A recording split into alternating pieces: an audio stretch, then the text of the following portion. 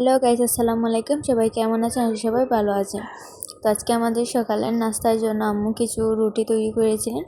তো এই রুটিগুলো সম্পূর্ণ তৈরি হয়ে গেলে তারপরে এগুলোকে একটা একটা করে একটা তাওয়াতে দিয়ে এগুলোকে এখন হালকা করে উল্টে পাল্টে ভেজে নিলেন। তো দেখেন, আমরা কিন্তু রুটি একটু কম ভেজে খাই, অনেকে আছে তেল দিয়ে ভেজে খায়, তো আমরা তেলটা একটু কম খাই, কেননা রুটিতে তেল দিয়ে দিলে রুটির আর সেই স্বাদটা আর থাকে না। তো আমাদের দেখেন এই রুটিটা সম্পূর্ণ ভাজা হয়ে গেছে। তো রুটিটাকে এখন আম্মু উঠিয়ে নিলেন। তো এইভাবে করে এখন সবগুলো রুটি ভেজে নেবেন। তো দেখেন আমাদের প্রত্যেকটা রুটি কিন্তু ভাজা হয়ে গেছে। তো এই রুটিগুলো দিয়ে এখন আমরা আমাদের সকালের নাস্তা শেষ করব।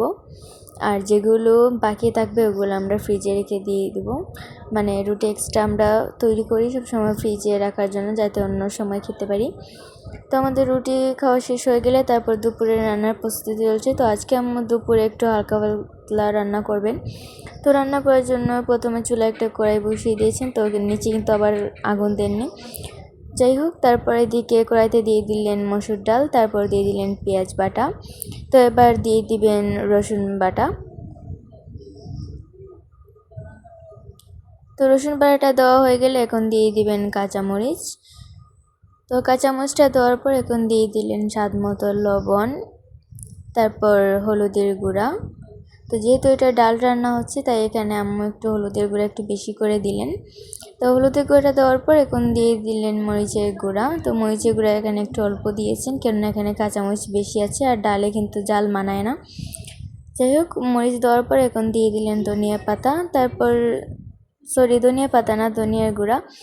যাই হোক, তো ধনিয়ার গুঁড়াটা দেওয়ার পর এখন দিয়ে দিলেন রান্না করার যে তেলটা দেওয়া হয়ে গেলে এখন সব কিছু একসাথে মাখিয়ে নিলেন, মানে ডালের সাথে। তো এগুলোকে ভালো করে মাখানো হয়ে গেলে তারপর কিন্তু এখানে আম্মু পানি এড করবেন। তো প্রথমে এগুলোকে এখন ভালো করে মাখিয়ে নিচ্ছেন। তো দেখেন এগুলো আমাদের মাখা হয়ে গেছে, যার কারণে এখন আম্মু পানিটা অ্যাড করে নিলেন। আর পানিটা অ্যাড করার পর হালকা পাতলা একটু নাড়া করে দিয়ে দিলেন। তারপর কিন্তু এটা এখানে দিয়ে দিলেন জলপাই। তো জলপাইকে একটু কমিয়ে দিয়েছেন। যাই হোক, তো আমরা ডালের মধ্যে মাঝে মাঝে জলপাই খাই, আবার বেশি খাই না। তো আপনারা কিন্তু এবার বাসায় ট্রাই করবেন ডালের মধ্যে জলপাই দিয়ে। তারপর ঢাকনা দিয়ে ঢেকে রেখে দিলেন। ঢাকনা দিয়ে ঢেকে রেখে তারপর চুলা আগুনটা ধরিয়ে দিলেন। এই কিছু সময় পর ঢাকনাটা উঠিয়ে দেখেন এই ডালগুলোতে কিন্তু পলো করছে। তো এখন আম্মু চারপাশ দিয়ে একটু ভালো করে নাড়াচাড়া করে দিলেন।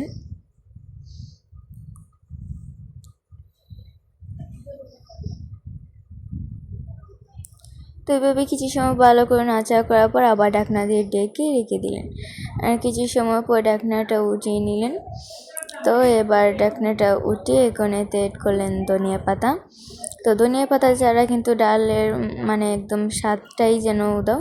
তো আজকে আমাদের ভিডিওটি আপনার কেমন লেগেছে অবশ্যই কমেন্টে জানাবেন। আল্লাহ হাফেজ।